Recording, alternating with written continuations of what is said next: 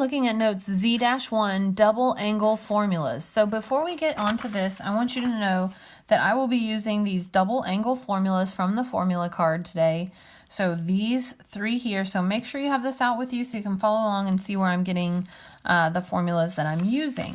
Okay, let's look at number one. So find the exact value. We were given this triangle here with everything in black. So theta lies here with the y value 2, the x value 3. Of course, to find this r value, you're going to use x squared plus y squared equals r squared. So in other words, 3 squared plus 2 squared equals r squared.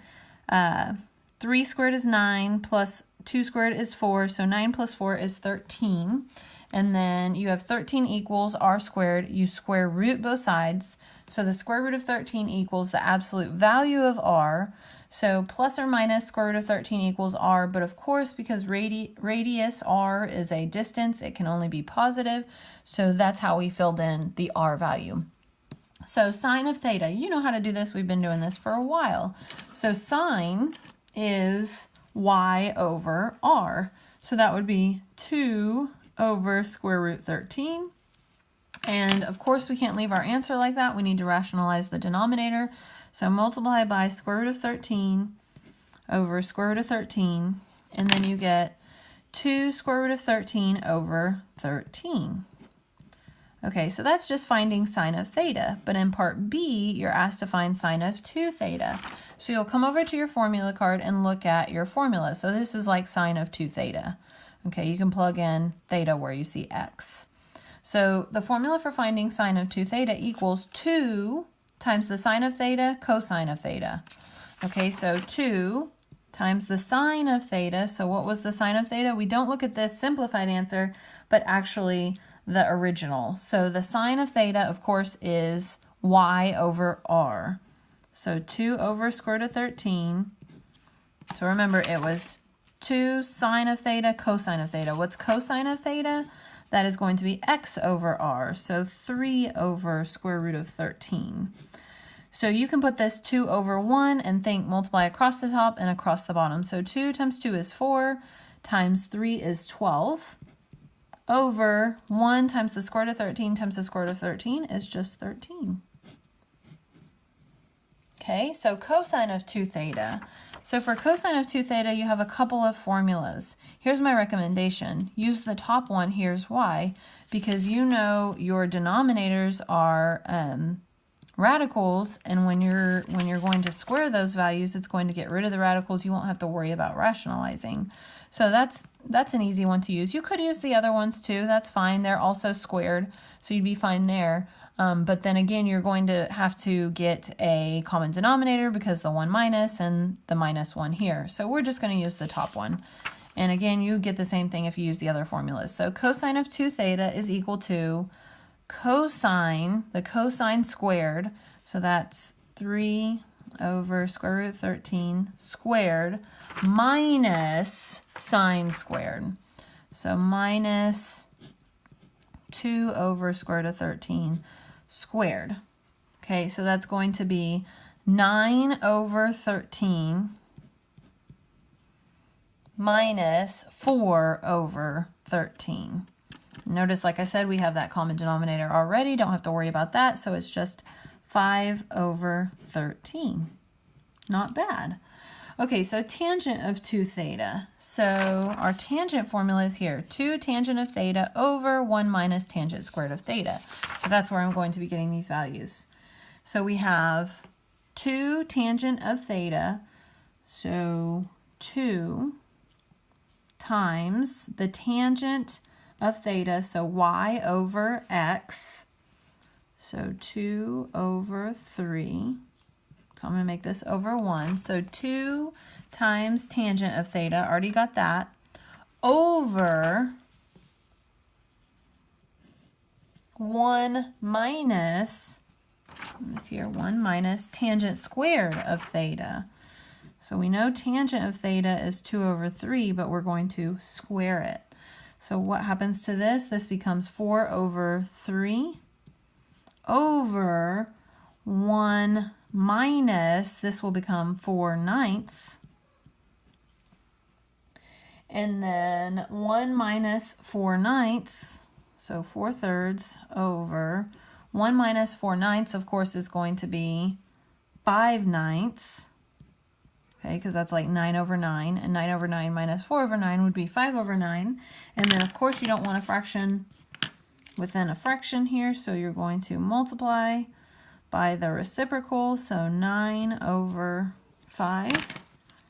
So then here this simplifies to 3, this simplifies to 1. So you have 12, I'm just going to say equals right here, 12 on top. 4 times 3 is 12 over 1 times 5 is 5. So 12/5. Okay, cosecant 2 theta. So notice there's no cosecant on this formula chart. So, but you know cosecant is the reciprocal of sine. So cosecant is equal to 1 over sine 2 theta. Notice the 2, just like this. Okay, we've talked about that before. So what are you going to do? If you haven't already, you're going to find sine of 2 theta and then reciprocate. So we actually already did find sine of 2 theta. It was 12/13. And so you reciprocate it, it would become 13/12. That's it. Okay, so that was question number 1. Now let's look at question number 2. So sine of u kind of like theta or x or whatever, equals -4/5. So we're going to draw our triangle here. Okay, we know that sine is y/r. Okay, r cannot be negative, so the 5 must be positive, and the y value must be negative. Okay, so the y value being negative means we need to scratch this, and we need to draw, well, we're going to do this for now. We're going to draw a -4 here. We don't know what x is, if it's positive or negative, so we won't redraw our triangle yet. Okay, we're going to use this restriction here. And so we're going to do a couple of things at once. We're going to do x squared plus y squared equals r squared. So x we don't know, so x squared will remain x squared plus -4 squared equals r squared. So x squared plus 16 equals 25. Subtract 16, subtract 16. Oops. So x squared equals 9. So then square root each side, square root. So absolute value of x equals 3. So x equals plus or minus 3. So we don't know, like I was saying before, for our triangle. So we're going to come up here and see if this will help us. They gave us this restriction here for a reason. So u, the angle u, lies between pi and 3 pi over 2. Well, here's pi, here's 3 pi over 2, so the angle lies somewhere here in this quadrant. Think about the x value. The x value here must be negative. That tells us the x value must be negative. So if you want to redraw the triangle, you can, or you can leave it like that, knowing u is here. All right, if you want to redraw it, of course, you would start here. The x value would be negative, the y value would be negative, and there's the r, and this would be our u. So it would be negative x value, negative y value, and then that. But I'm okay with you leaving it like that. Okay, so sine of 2u. So we're going to use our sine of 2x formula over here on our formula card. So that is, the formula is 2 times sine of u in this case.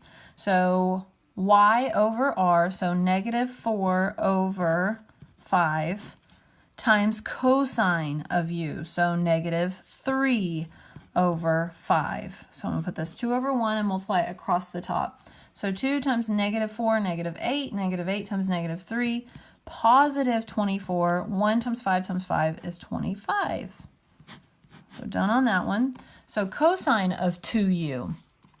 So our formula over here, we're going to use the same one we did before. So cosine squared of u minus sine squared of u. So cosine of u is negative 3 over 5. Cosine squared minus sine, negative 4 over 5 squared. So this is going to be 9 over 25 minus 16 over 25. So that's going to produce a negative 7 over 25. Okay, last one, tangent of 2u. So we have the formula 2 times the tangent of u. So the tangent of u is y over x. So negative 4 over negative 3 is going to produce a positive 4/3. And that is over, so I'm going to put this over 1. That's over 1 minus the tangent squared of u. So 4/3 squared. So this is going to equal 8/3, top times top, bottom times bottom, over 1 minus 16/9. So here, this is going to equal 8/3 over, this is 9 over 9 minus 16 over 9. So negative 7 over 9. So then you're going to reciprocate, multiply by that reciprocal. So negative 9/7. Then here you can simplify, that would become 3, that would become 1. So your answer would be 8 times negative 3, which is going to be negative 24 over 1 times 7, which is going to be 7. That's it for today.